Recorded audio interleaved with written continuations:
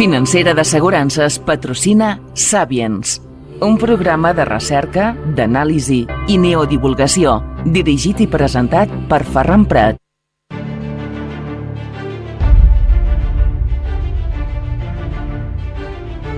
Salutacions, saludos, benvinguts, bienvenidos. Un día más, un día menos, un día para qué, un día para cuándo, un día para cómo. Estoy convencido que con los avances en la física cuántica y la mecánica cuántica dará explicación a veces a lo que es inexplicable hoy día. El día que nos digan: oye, que estás viviendo el pasado, ¿el presente no es este? La cara que se nos va a quedar, ¿qué?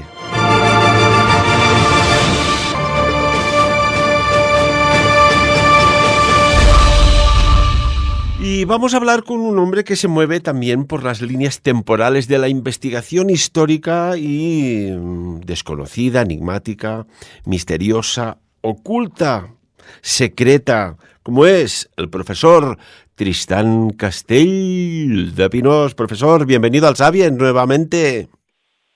Ay, qué placer estar de nuevo en el Sapiens.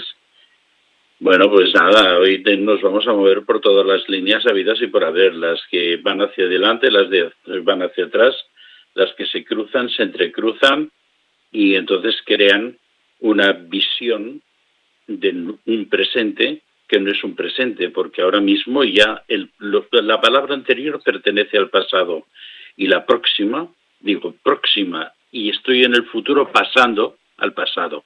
Es decir, el transcurso del tiempo nos lleva hacia una dirección que desconocemos. Y muchas veces siempre he pensado yo que el sueño es una forma de restablecer líneas del pasado. Que el tema de la onirología está absolutamente tratado por psiquiatras, científicos, y todos estamos todavía sin encontrar una auténtica explicación a qué es ese tiempo de reset tan necesario, en el cual las visiones que nos vienen absolutamente desordenadas parecen las cuartetas de Nostradamus, que es de lo que vamos a hablar hoy, pues todas parecen tener un mensaje o una contingencia, porque aparecen personajes, aparecen situaciones. Hace poco me encontré con un viejo amigo y con el cual habíamos tenido pues muchísima colaboración durante mucho tiempo, y al final, cuando nos despedimos, me dijo: ¿sabes qué? Yo sueño contigo muchos días. Y yo digo: yo también sueño contigo muchos días. Y en esos sueños siempre estamos haciendo cosas, creando cosas. Somos creadores y vamos creando espacios y revisamos espacios anteriores que habíamos creado. Todo eso tiene que tener una importancia capital, porque claro, si nuestra vida, como decía Calderón de la Barca, nuestra vida es sueño y los sueños son, pero es mucho tiempo el que dedicamos al sueño. Es decir, la mitad de nuestra vida con una cierta generosidad está dedicada al sueño y la otra mitad a la consciencia ordinaria.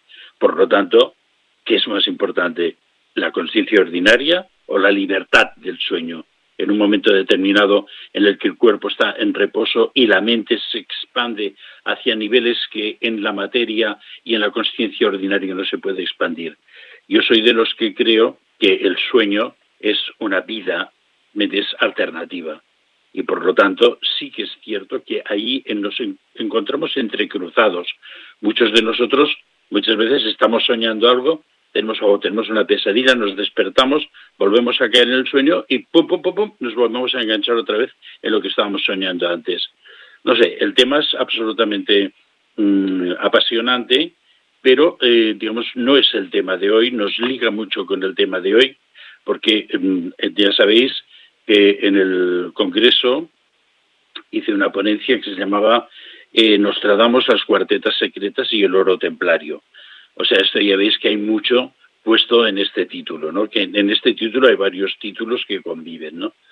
Y entonces el gran problema de todo eso es decir, hay una posibilidad de predecir un futuro y siempre hemos hablado que sí hay una posibilidad de viajar hacia el pasado y viajar hacia el futuro.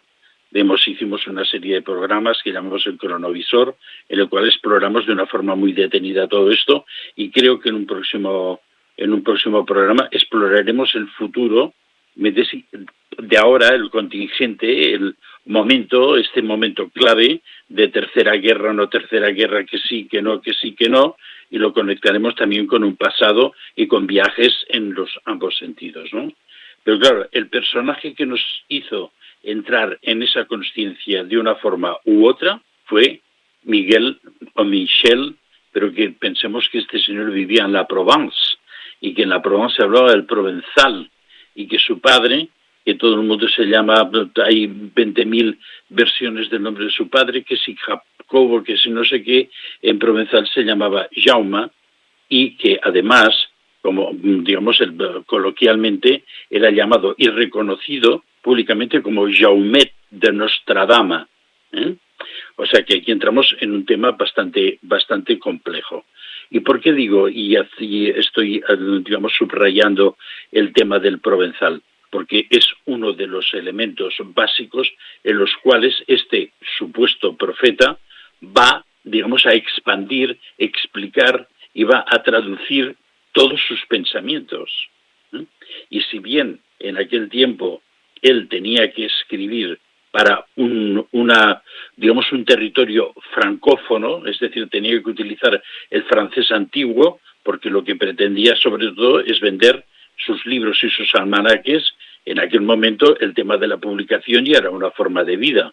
Ahora también te decir, el tema de la publicación, yo que estoy, digamos, como entre comillas sometido a ello, y mi querida Olga, poeta del alma, también a través de la publicación de sus libros de poemas, bueno, es una forma de vida, pero un poco abrupta también. Imagino que en tiempos de Nostradamus tampoco debía ser nada como para enriquecerse, pero sí que es cierto que en aquel tiempo se publicaban muchos almanaques y muchas predicciones, y bueno, desde el siglo XI-XII hay vestigios de muchísimas, y bueno, tenemos el Apocalipsis de San Juan, el Apocalipsis de Patmos, que por lo tanto está, digamos, prácticamente en la primera centuria, ¿no?, por decirlo de alguna forma. Pero quiero decir que lo centro mucho aquí porque era un hombre que pensaba en provenzal y pensaba en otro idioma mucho más importante, que era el hebreo. Ya que la naturaleza étnica pues de Miquel de Nostradama era pues de procedencia judía. Toda su familia, que vivía pues en la zona de la Provence. Hemos de recordar que la Provence pasó, digamos, tiene una historia previa, y la historia previa es que estas costas, después de la diáspora, después de la destrucción del templo de Jerusalén por Tito en el año 70, pues claro, la población judía es expulsada de esos territorios y muchos optan por la vía marítima. Y hay muchas colonias judías en el sur de Grecia, en el sur de Italia, en Venecia, y después en todo el Golfo de Lión, la desembocadura del Ródano, desde Perpiñán hasta Cannes. Ahí se ubicó una colonia judía muy importante. Y entonces esa colonia judía se ubicó en lo que los romanos, que en aquel momento del poder anterior había sido Roma, pues las legiones romanas de la cuenca mediterránea pidieron al imperio el poder colonizar esas tierras, y con que la fuerza militar que estaba, digamos, al mando de estas tierras era la legión séptima, se llamó la Septimania. Pero la Septimania, después, al ser conquistada por los visigodos, pasó pues al poder visigodo. Y los visigodos encontraron que el imperio era mucho imperio para tan poco visigodo, y no tenían sistema de hacer un control radical sobre toda esta zona. Y aquí tuvieron que pedir, digamos, ayuda a la gran y intensa población judía que había en la zona para que les ayudaran a gobernar. Y gracias a esto, la población hebrea se convirtió en gobernante de esta zona, y esto fue conocido porque se le dio un poder principal, y había un príncipe reconocido que era hebreo, y se llamó a toda esta zona el Principado de Narbona. Iba desde Narbona a Barcelona. Imaginaros la cantidad de territorio que esta gente controló durante muchísimo tiempo. Todo esto, pues la historia comportó que los reyes en un momento determinado se dieron cuenta de que era un poder demasiado, digamos, era un poder oculto poco controlable, y poco a poco, digamos, fue surgiendo lo que ahora llamaríamos, digamos, el antisemitismo. Hay que recordar que el Palacio Real de Barcelona, y que formaba parte, digamos, en ese tiempo primigenio de ese principado, el Palacio Real de Barcelona, el Salón del Tinell, teóricamente está construida con las ruinas del barrio judío Atlátere, que se llamaba El Call, de tal forma que incluso en algunas de las piedras del Salón del Tinell se puede encontrar todavía algún grabado, alguna letra hebrea. Es decir, fue un poder que de alguna forma pasó de la máxima exponencia a ser perseguido, pero de alguna forma en esta zona de la Provence especialmente ser un tanto respetado. Y eso es lo que nos da un poquitín el marco histórico en el siglo XVI del nacimiento del profeta de la Provence, que se llama, todos conocemos como Nostradamus. Pero bien, esto es una pequeña introducción para que veamos que realmente aquí, digamos, no era una zona extremadamente conflictiva. Ya existía la Inquisición. La Inquisición ya miraba a derechas e izquierdas y por arriba y por abajo y por todos los rincones por donde podían haber algunos herejes o algunas formas de pensamiento contradictoria, pero que de alguna forma las poblaciones judías en esta zona eran un tanto respetadas, hasta el punto de que sí que se fueron obligados en aquel tiempo a aceptar la fe católica, y sabemos desde 3 generaciones anteriores a Nostradamus hay documentos en los cuales su familia pasa de llamarse Aarón Shalom a llamarse Pera de la Nostra Dama. Cogen esta idea de la Virgen, de la Nostra Dama, y entonces, pues bueno, este Nostradama va pasando de generación en generación hasta el nacimiento en 1503 de Miquel de Nostradama, hijo de Jaumet de Nostradama y de Rainera del Sant Ramí, que era el lugar, ¿me entiendes?, que en un principio de nacimiento de nuestro, digamos, profeta, predictor del futuro, a través de todas esas cuartetas misteriosas, ¿no? Pero no me quiero alargar más en el tema de la historia, aunque necesariamente para entender Nostradamus, claro, todos tenemos, yo creo que entre nuestros oyentes debe haber un montón que tienen libros de Nostradamus, ¿no? Y a mí me pasó un pequeño hecho interesante en un momento determinado, como ya saben nuestros oyentes que tanto Olga como yo hemos sido viajeros intensos en Occitania durante mucho tiempo y hemos participado de muchísimas cosas allí, y también hemos despertado nosotros una conciencia y unas teorías, digamos, que son, digamos, no muy frecuentadas, pero nos pasó una cosa muy interesante, que es la que nos hizo entrar en el mundo de Nostradamus. Y no tiene ninguna relación aparente con Nostradamus, ¿no? Durante mucho tiempo visitamos con una frecuencia más que notable el castillo de Montsegur en esta zona de Occitania, ¿no? Y entonces, pues bueno, pues fuimos allí, hicimos muchas iniciaciones, fuimos también con alumnos, hicimos sobre todo muchísimas meditaciones nocturnas durante mucho tiempo, Olga y yo.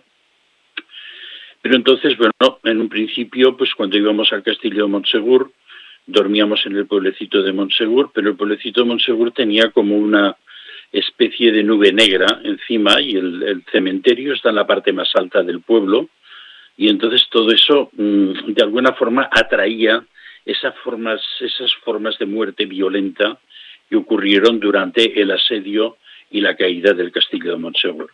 Entonces nos sentíamos muy incómodos.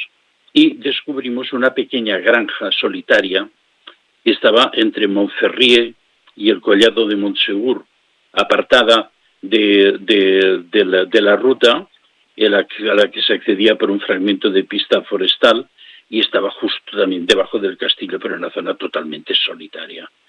Y allí vivía pues una pareja maravillosa, que tenían unos perritos fantásticos, unos caballos maravillosos, y sobre todo lo que tenían en su granja eran 2 habitaciones que alquilaban y podías vivir en un espacio sano, abierto, ¿me entiendes?, espiritualmente luminoso, y era un lugar absolutamente especial. Y bueno, pues tenían esas 2 habitaciones, nosotros alquilábamos siempre una, y en la otra pues venía otra gente que también se quedaba.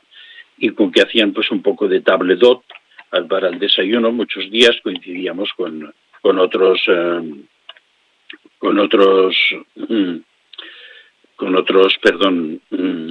huéspedes, con otros huéspedes que se alojaban allí. Y una de esas mañanas había pues alguien, señor, que tenía pues parece ser relación con esta pareja, ¿no? Y entonces hablábamos, bueno, siempre el tema recurrente, el castillo de Montsegur, los cátaros, etcétera, etcétera. Siempre era el tema recurrente, por cierto, también es el tema de los temas también. Y entonces hubo un momento en el cual entre ellos los 2 hombres, el marido de la pareja esta que alquilaba las habitaciones, era albañil y además era francmasón, es decir, el francés era masón y masón, de verdad. Y entonces era un hombre especial. Y entonces empezamos a hablar desde que por la montaña muchas veces se habían encontrado las balas de piedra, puntas de flechas, pero no se había encontrado nada más, que los castillos cátaros eran un misterio. Y hay muchas veces cuando hablas con gente de allí que son algo, tú hablas y ellos están en silencio mirándote. Y entonces en la mirada ves si estás diciendo alguna estupidez o realmente estás diciendo algo que es verdad, ¿no? Son muy cuidadores de su propio misterio. Yo le llamo a esta gente los custodios. Y entonces en un momento determinado, bueno, sí, pero estos castillos cátaros todos están construidos sobre la roca El Gris, que es la roca calcárea. Aquí tenemos el Mont Gris, que se llama esa piedra de color gris que está tan llena de cavidades, y generalmente los castillos estaban construidos casi todos, Pey de Pertusa, el Queraigut, el Montsegur, todos sobre zonas calcáreas muy vistosas, ¿no? Y eso hacía sospechar que debajo había más cosas, había cavidades. Y entonces pues os comenté que esto, que tal, y me dijeron sí, hay cavidades. Y entonces pues bueno, pues este señor que era el albañil francmasón, que había participado en la puesta, para que se pudiera visitar sin peligro el castillo de Montsegur, me dijo que ellos habían tenido que tapiar muchas oquedades para impedir que la gente se cayera en pozos cársticos y que hubiera accidentes, ¿no? Y entonces, bueno, y que pues esas cavidades, pues bueno, tenían unas conexiones internas, que había como unas salas internas, y como no queriendo decir que también había una forma de salir del castillo que no era, por la puerta, y que allí se habían encontrado algunas cosas. Yo, pero yo me he encontrado cosas ahí dentro, y dice, sí, cosas muy extrañas. Digo, bueno, ¿qué cosas muy extrañas? Y esa persona que estaba alojada, en la habitación, digo, dile lo que encontrasteis. Y yo digo, bueno, es que no sé decir, a ver qué. Pues encontramos un par de esculturas egipcias, bueno, las par de esculturas egipcias ahí, pero por Dios, ¿me entiendes? Esto era una locura, ¿no? Y dice, bueno, dile lo otro. Bueno, pero por favor, y yo, bueno, pues va, por favor, dinos a ver qué más encontrasteis, porque lo de los egipcios, dice, bueno, ¿no habréis encontrado también unas tablillas sumerias? Y dice, no, lo que encontramos fue unos pergaminos, hay unos papiros. Digo, ¿cómo, unos papiros allí? Digo, no eran unos papiros egipcios. Dice, no, era una cosa totalmente extraña, con unos signos muy extraños, con unas letras muy extrañas, y no sabíamos, estaban de un estado de conservación, estaban conservados entre, como 2 papiros más gruesos, y entonces no sabíamos qué era esto. Bueno, pues esto es lo mismo, es alguien que lo dejó allí, no era procedente de la época de los cátaros, porque lo de los egipcios era absolutamente imposible que estuviera allí dentro. Y dice, sí, lo enviamos todo a Toulouse, a la Universidad de Toulouse, para ver que si se podía saber qué era esto. Y digo, bueno, al final, ¿supisteis lo que era esto? Dice, bueno, el tema de las figuritas egipcias efectivamente eran egipcias, por lo tanto, alguien las trajo, alguien las depositó, pero no sabemos en qué tiempo se depositó esto.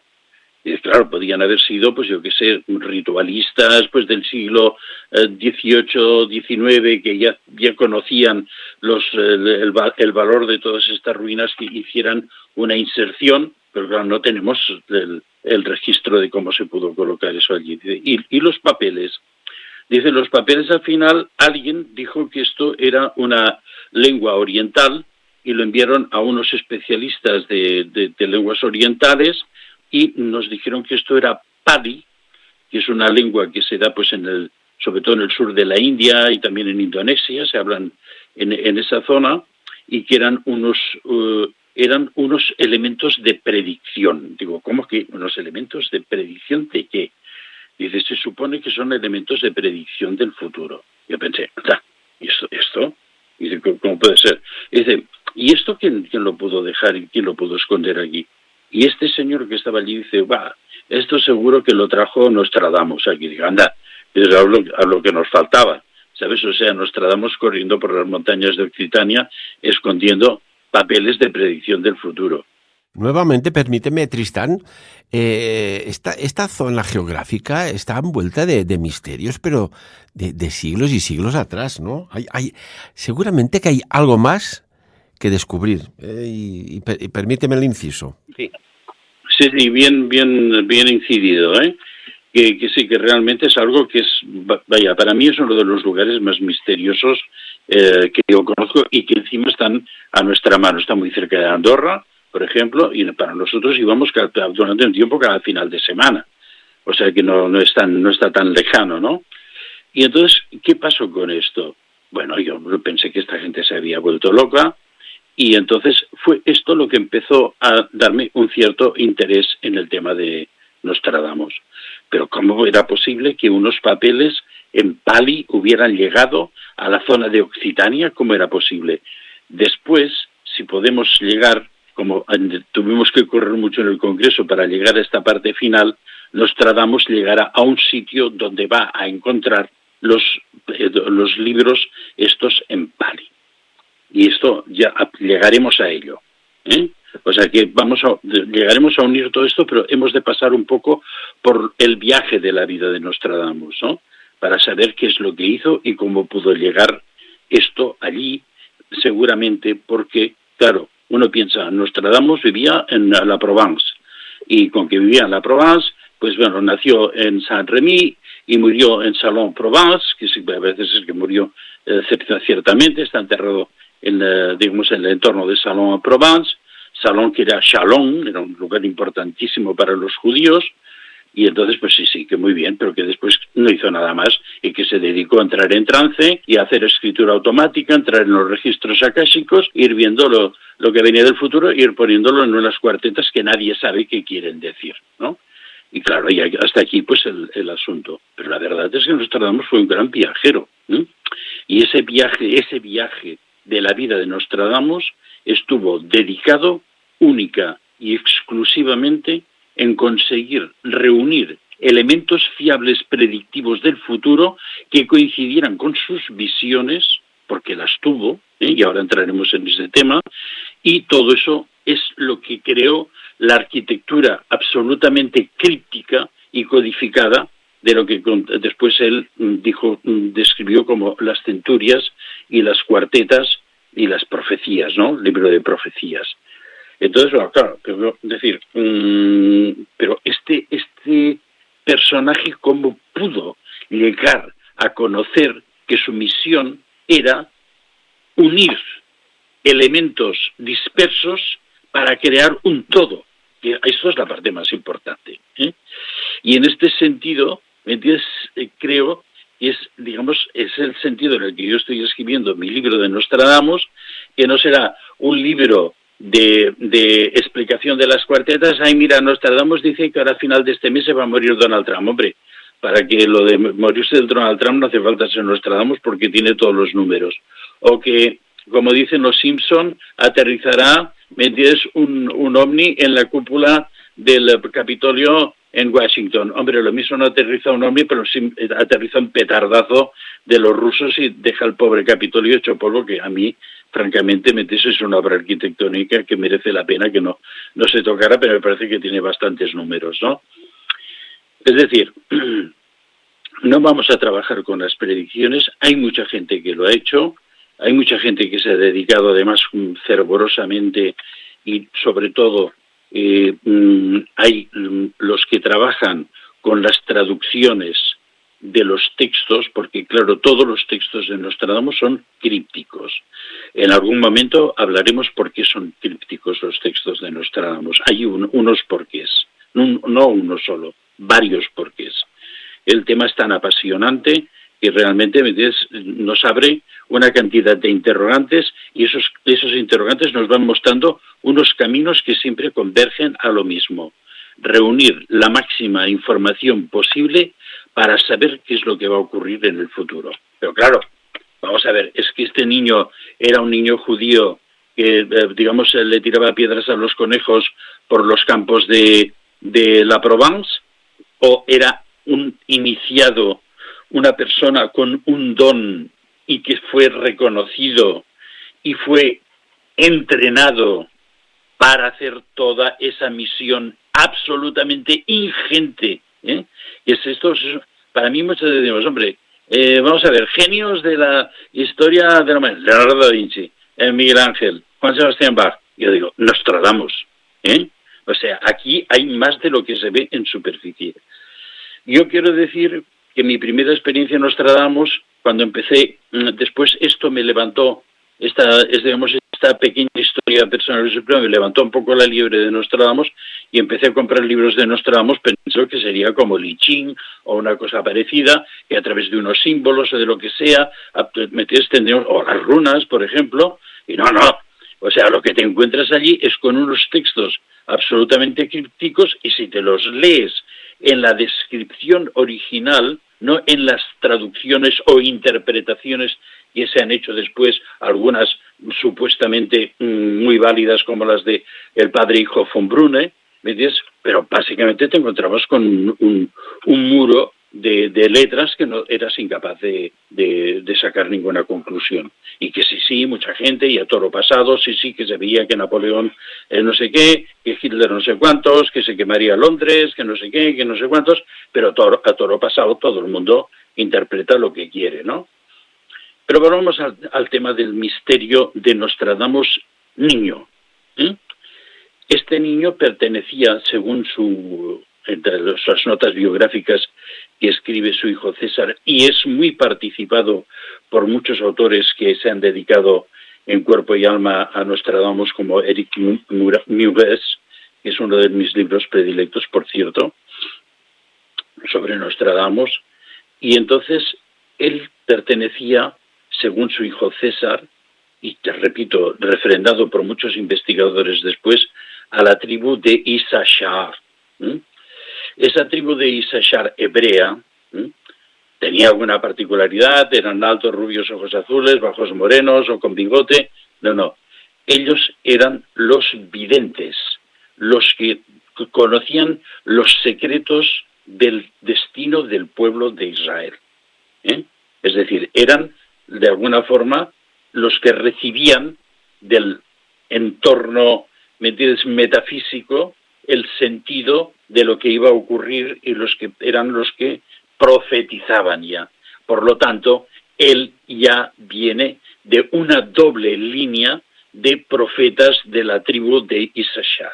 Y luego la doble línea es la línea provenzal y después hay la línea de Carcassonne, que es la importante, porque es la línea de Carcassonne va a ser la que nos va a dar el camino para ir penetrando en el misterio de Nostradamus y el porqué de su hacer y por qué él reconoce esa misión y hará todo lo que pueda en su vida para constelar y construir, ¿me entiendes?, y dejar acabada esa misión en sus libros de profecías, ¿no?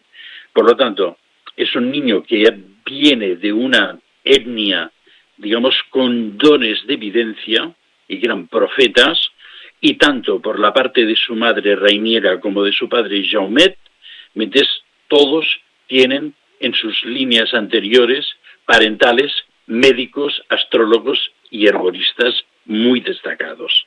Es decir, que aquí, como se dice normalmente de forma coloquial, se nos juntan el hambre con las ganas de comer, ¿no?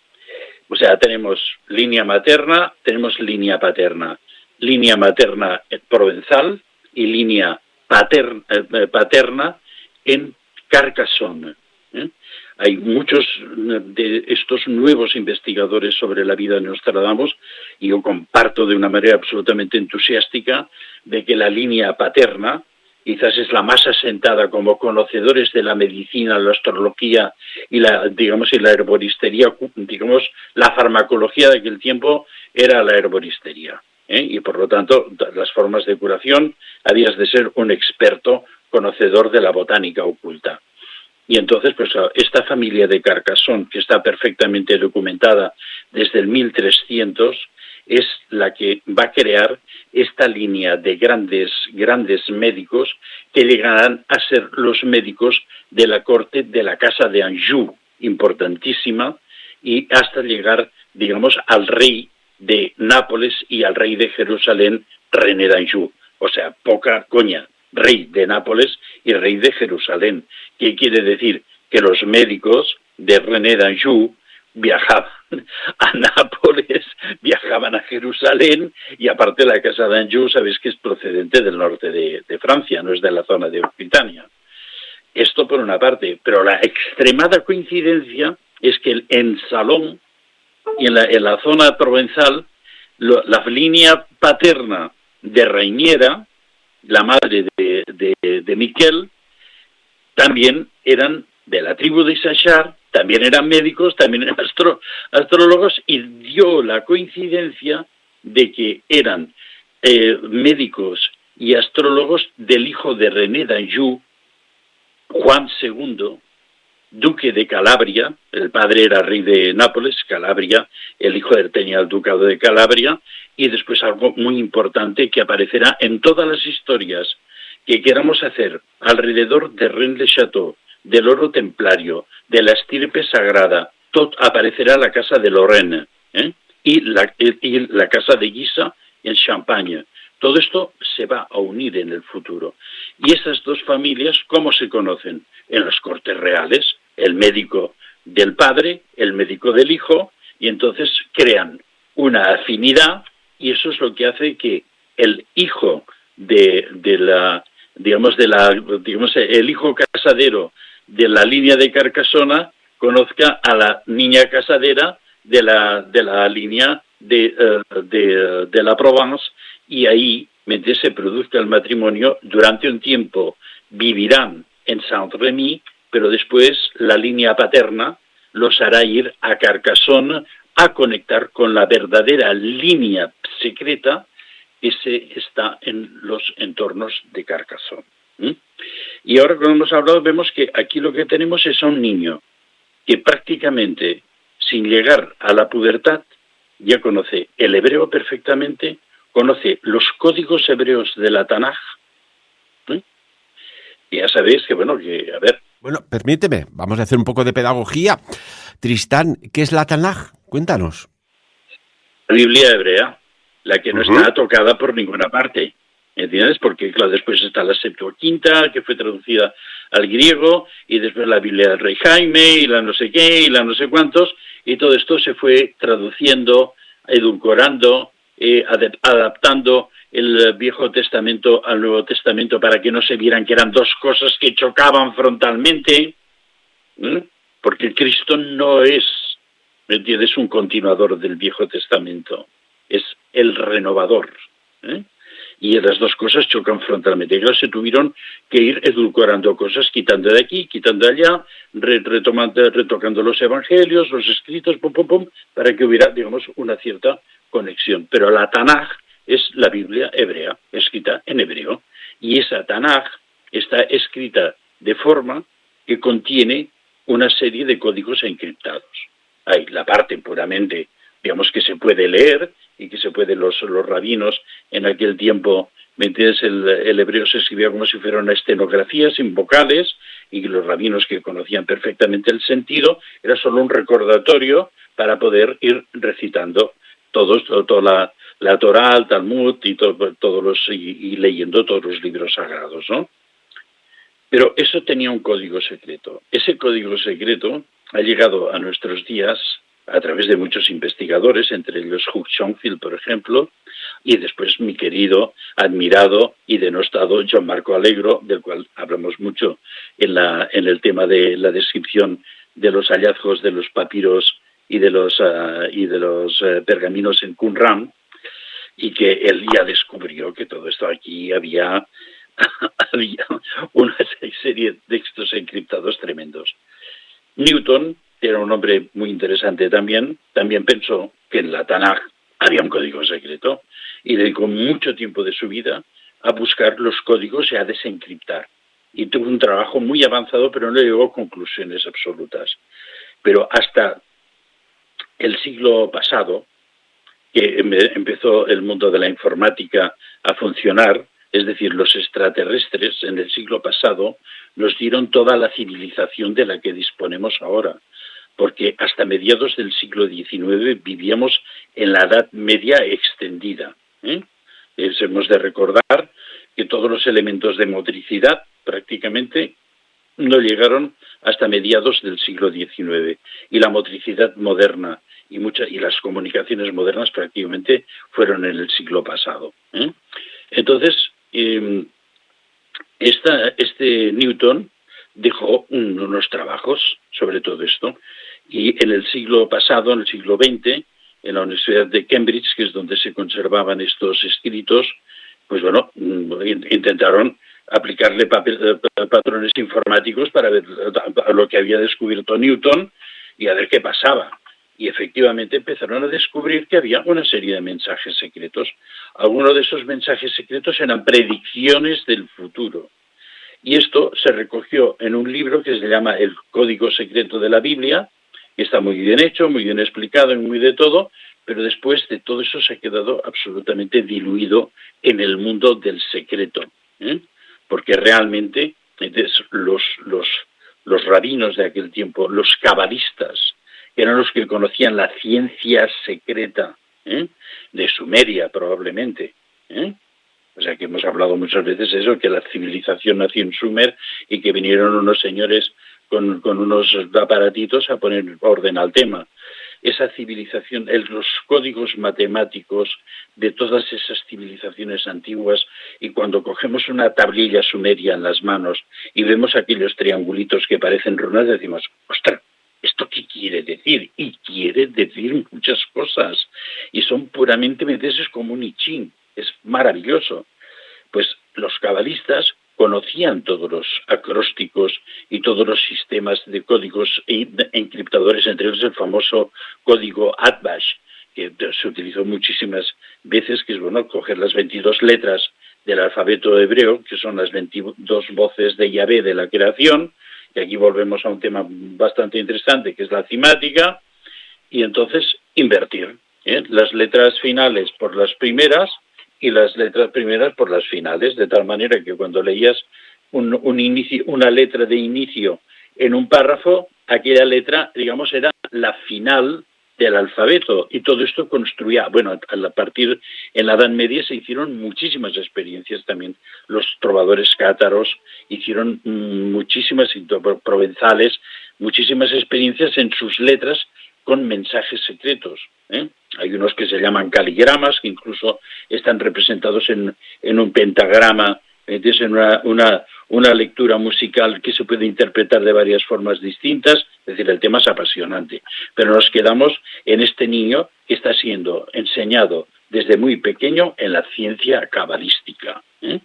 Y aparte, todos los miembros de la tribu de Issachar tienen unos dones naturales de conexión con visiones espontáneas, o, mejor todavía, los grandes herboristas de la tribu de Issachar conocían las mezclas psicóticas que podían activar.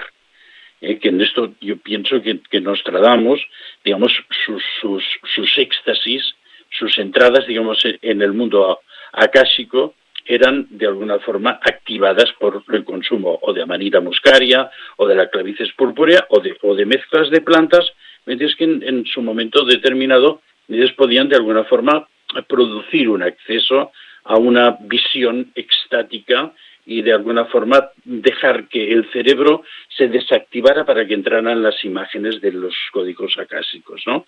Y por lo tanto, ¿qué tenemos aquí? Bueno, tenemos un genio, pero tenemos un genio en un mundo muy difícil, porque este niño, sus ancestros, lo que quieren es para evitar que siempre los judíos son de alguna forma vistos como unos magos negros, bueno, que también, pobrecitos, se metían en cada lío, pero quiero decir, bueno, vamos a dejarlo. Y no sé qué, y no sé cuántos quieren que el niño estudiara medicina para que no fuera perseguido por la Inquisición. Pero claro, el niño sabía tanto que en las escuelas de Montpellier y d'Avignon, llegaba a las clases de medicina y veía que todo lo que decían ellos, las gilipolleces absolutamente brutales, y entonces, claro, pues producía choques constantes, con lo cual fue expulsado varias veces de las universidades, y de pronto se encontró, su vida lo abocó a desafiar la muerte. Y ese desafío se llamó la peste bubónica. La peste bubónica, que era contagiada a través de las pulgas, de las ratas, en fin, en aquel tiempo, pues bueno, todos sabemos, bueno, yo he estado viviendo en casas en el Pirineo, donde los dormitorios estaban encima de los establos, porque claro, el calor que subía de los animales realmente en invierno era muy notable. Y entonces, bueno, podemos pensar todo lo que podemos pensar. Bueno, esto, los que somos de montaña, hasta hace pocos años lo hemos visto, ¿no? La casa, el inmueble donde vivías estaba literalmente encima del establo y las vacas pues generan, entre otras cosas, pues una termia y algo de calefacción natural subía, aparte de los perfumes aromáticos, aunque dicen que las heces de las vacas de la montaña no hacen olor, pues algo emanan. Una cuestión, Tristán, estamos en la recta final de este tema, yo casi es que te dejaría que hablaras solo, pero hay algo, si me permites, sobre Nostradamus, hacer hincapié. Este hombre predijo, aparentemente, el día de su fallecimiento con mucho tiempo antes.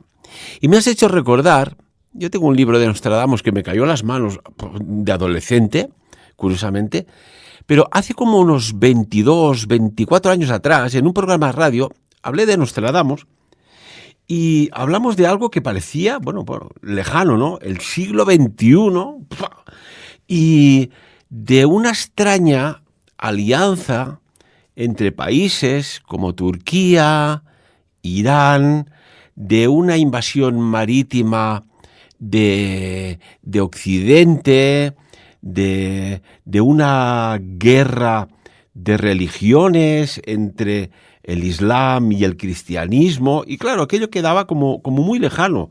A día de hoy, y supongo que lo habrás investigado, de esa cuarteta, de ese análisis, ¿le damos credibilidad o no? Bueno, vamos a ver, es que si cuando describamos como él hizo, entonces nos daremos cuenta de que él juntó en un solo texto todas las líneas proféticas creíbles de su tiempo. Y entonces esto, bueno, quizás necesitaremos destinarle a este tema un poco más para poder hablar de cómo él va buscando y encontrando y cómo lo encuentra y qué es lo que va haciendo hasta llegar al resultado final de las profecías. Y yo creo que aquí hay muchas líneas de interpretación y, bueno, yo tengo aquí pues unos libros que, bueno, explican perfectamente cómo será la Tercera Guerra Mundial en el 2023. Bueno, pues seguramente pues todo lo que explica allí, que parece ser muy posible, será pues en el 2027. pero está basado en profecías de Nostradamus. Quiere decir que el tema de Nostradamus, a mi forma de ver, la verdadera desencriptación de los textos de Nostradamus, y luego hablaremos de que esos textos pueden tener, digamos, como es como si un email con las copias adjuntas. Hay una lectura por encima y después hay las lecturas profundas. Y entonces, claro, para entrar a las lecturas profundas deberíamos tener los textos originales, porque hay palabras mezcladas en provenzal, hay incluso palabras en picardo, que hablaremos, que es una lengua que se hablaba en la zona de Calais, en la zona de los normandos, arriba de todo. Entonces hay textos en griego, en latín, palabras escritas al revés y sobre todo hebreo. Entonces, quiero decirte, si yo fuera capaz de coger en los textos, en las cuartetas, y por ejemplo, voy a intentar hacer un ensayo de desencriptación, y coger y escribir en un papel todas las palabras de raíz hebrea y olvidarme de las otras, y luego leer eso. Sería un mensaje, una copia adjunta. Si en ese mismo, digamos, conjunto de cuartetas cojo todas las palabras de origen provenzal y las uno, lo mismo me dicen otra cosa. Y a más, Nostradamus, para construir esa maravillosa arquitectura predictiva, porque ahora, a ver, yo podría decir, es que Nostradamus plagió muchas cosas, sí que plagió muchas cosas, y iremos entrando. Y sobre todo, cuando encontremos de bruces, de morros, que se dice en lenguaje así coloquial, con la suma profética de Segismundo Fanti, ¿entiendes? Que él conoce en Venecia, donde encontrará los famosos libros Pali que trajo Marco Polo en las bibliotecas secretas de Venecia, ¿no? Tienes que tener una cierta capacidad de entrar en trance. ¿Entiendes lo que te quiero decir? Claro, yo sí cojo el tarot y mira, tengo aquí un libro de no sé quién, mira, lo tengo aquí encima, de un señor que se llama Enrique Franov, El tarot, testigo de la realidad. Qué bueno el título, testigo de la realidad. Bueno, él da una interpretación a su forma de ver. Es uno de mis libros predilectos, tengo otro que me interesa mucho, un par más también. Pero yo cuando cojo un arcano del tarot y lo saco, ¿me entiendes? Veo cosas y luego voy al libro del Franov y me dice otra cosa. Pero yo veo otra cosa ahí. Veo no sé qué. Entonces ahora veo una familia en peligro. ¿Quién es la familia en peligro? La de Donald Trump, que es la última predicción. Hay unos niños que están jugando ajenos a lo que les va a venir encima. Pues yo lo veo así. ¿Me entiendes? Pero otra persona que esté mirando, preguntando si los niños en la escuela están bien, dirá, pues los niños están bien en la escuela, fíjate qué bien, están en la escuela donde los hemos llevado, está muy bien. Entonces, quiero decirte, a mi forma de ver, para comprender el mundo de Nostradamus hay que entrar en un campo distinto, ¿sabes? La razón es la que nos da, y tú fíjate, Olga, es de tener una compañía como la de Olga es un tesoro, tú ya lo sabes. Me saca un arcano, así cualquiera del tarot, y me aparece la sacerdotisa con la Torá encima de las rodillas, que es lo que estamos hablando. Entonces, pues claro, has de entrar en un cierto éxtasis predictivo. Yo invito, ¿me entiendes?, a hacer este tipo de experiencias que estoy comentando. Y es más, recordar otra cosa muy importante. Las cuartetas están escritas, digamos, con una primera letra en cada línea y una última letra en cada línea. Uno de los sistemas más fáciles de acróstico es leer las primeras letras y entonces ahí aparecerá un mensaje. Si es que se ha hecho ese tipo de acróstico sencillo. Igual hay una película maravillosa de Roman Polanski, se llama El escritor, en la que aparece un texto en el que hay un acróstico con un mensaje que hasta el final la recomiendo. por cierto, en ese sentido. Además, la película es muy interesante, ¿no? Y entonces quiero decir que para entrar al mundo nostradámico hay que entrar, bueno, primero va muy bien estar allí. ¿Eh? Porque, claro, las tierras, las patrias, emanan algún tipo de conciencia. Y por eso otro de los lugares que nosotros vamos mucho a Occitania, ¿de dónde vamos mucho? A la Provence, a lo loco. Porque cuando estás allí, ¡ping!, saltas a otro nivel de conciencia. Cuando estamos atravesando el Ródano en el ferry para ir a Santa María de los Mares, que todo el mundo va por la carretera haciendo cola para llegar a ver la Sara y tal y no sé qué, nosotros no, nos vamos en medio de los campos hasta que encontramos ahí un ferry que atraviesa prácticamente la misma boca del Ródano, porque la boca del Ródano es un lugar muy, muy, muy implicado con todo lo que estamos hablando aquí. Y ya lo iremos descubriendo. Bueno, yo espero terminar ya el libro y, bueno, por favor, me diréis que lo podáis leer el libro, ¿no? Pero también me gustaría explicároslo con esa emotividad que me llena, esa pasión que me llena cuando toco este tema tan, bueno, de una redundancia, apasionante. Que además tendremos que dar más pie a nuestro amigo Tristán Castell de Pinós, que nos amplíe más, porque es que ya se nos ha volado el tiempo. Nos queda un minuto, Tristán.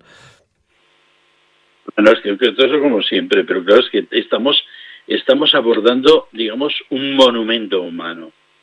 Y aparte hay una cosa muy importante. Sí que es cierto que, digamos, a nivel predictivo, eso, como he dicho yo, los cuarteles de Nostradamus es como si te enviaran un email con el destinatario y copias ocultas y otros destinatarios. Y tienen lecturas, digamos, por capas, ¿eh? O por grupos. Es un juego absolutamente fascinante. Yo entiendo y admiro a todos los que se dedican justamente solo a las cuartetas, porque es que, joder, es para toda una vida. Sí, has mencionado a tu amigo Javier, ya lo he oído. Tristán, en el próximo programa, ¿te parece que analicemos o analices concretamente tú algunas cuartetas que te hayan llamado mucho la atención por su envergadura, su gravedad, su curiosidad o su misterio? Yo prefiero, si queremos seguir aquí, es seguir aportando algo que es fiable para poder conocer y trabajar y entrar ahí, ¿eh? Y es cómo, dónde y cómo y por qué. Él busca y encuentra las informaciones. Cuando acabemos todo esto, lo mismo nos dedicamos al mundo de las cuartetas. Pero yo quiero explicaros qué pasa en el lugar donde está, digamos, la cepa secreta de su familia. Fantástico. Y hay que ir allí, ¿eh? Hay que ir allí a meditar, ¿eh? A ver si hacemos algún día un viajecito así y nos ponemos ahí al orden. Hay que ir allí a meditar, ¿eh? Porque aquí hay mucha cosa que está escrita y mucha cosa que no está escrita. Exactamente, Tristán. Yo siempre he tenido claro que cuando oras o rezas, pides, pero cuando meditas, recibes. Caray, qué tema tan interesante. Pues emplazamos y seguimos en el próximo programa ampliando sobre todos tus avances y descubrimientos que ya nos lanzaste muy fascinantemente en el Congreso Sapiens. ¿Te parece, Tristán? Porque se nos disipó, voló, desmaterializó el tiempo. A mí me encanta, ¿eh? Y aparte que estamos hablando una vez más sobre el tiempo, porque todo eso son pasados, futuros, presentes, vida que se volatiliza, vida que vuelve. Hay cosas que vuelven y vuelven en momentos absolutamente increíbles. Y viniendo al Congreso nos pasó una cosa tremenda. Cuéntanosla y nos vamos. Bueno, nos pasó una cosa muy, muy tremenda. Tenemos una relación muy próxima con un personaje muy alto. Mucho. ¿Entiendes? Muy querido y que habíamos recibido muchísimo de él. Pero que en un momento determinado se frustró, no sabíamos por qué, y se frustró y desapareció. Pero el día que veníamos al Congreso, después de mucho tiempo, recibimos una llamada de este personaje. Tuvimos que parar de mala manera en la carretera para recibir todo lo que tuvo que confesarnos y darnos en ese momento. Y nosotros en ese momento, fíjate que no era ni en ninguna catedral ni en ningún templo del Sikkim, era en la carretera de la Sardaña, yendo a la Seu d'Urgell, y encerraditos en el coche. Bueno, es un momento de una emotividad tan intensa. Hubo una nube de amor, cariño, entrega, explicación, de revelación de todo lo que había pasado. Tan intenso, estuvimos ahí 1 hora parados. ¿Entiendes? Entonces quiero decirte, ese es el mundo. Allí el pasado volvió con una forma renovada, con una conciencia amplificada, ahí a ese borde de la carretera en aquel momento, ¿sabes? Y eso dije, bueno, esto es un milagro, ¿entiendes? Pero claro, los milagros pasaban en el Getsemaní o pasaban en no sé dónde, en el mar de Galilea. A nosotros nos pasó en la carretera de la Sardaña a la Seu d'Urgell, en el momento más inesperado de nuestra vida. Toma ya. Yo siempre he tenido claro que los milagros no se piden, se provocan. Tristán Castelldepinós, como siempre, iremos a una segunda parte. Muchísimas gracias. Gracias a ti, Ferran, por tu ayuda y tu comprensión. Amigos y amigas, vaya pedazo de tema más profundo, ¿eh? A veces no tenemos que analizar el resultado de una ecuación, sino que tenemos que saber realmente qué se gesta en la ecuación para saber el porqué de ese resultado. Como siempre, que cada uno saque sus propias conclusiones.